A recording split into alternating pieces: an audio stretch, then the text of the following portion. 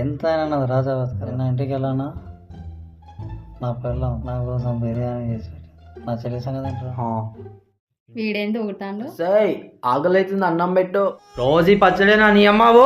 తాగిపోతే వచ్చినాడు ఎప్పుడు ఇంటికి తాగి రావటం అనవసరంగా పిల్లని పెళ్లి చేసుకుని జీవితం నాశనం చేసి. ఏంటి ఈ టైంలో ఫోన్ మోగుతుంది? ఎవరో చూద్దాం. హలో హలో అమ్మా, బిడ్డ ఎలా ఉన్నావే? మేమందరం బాగున్నాం అమ్మా.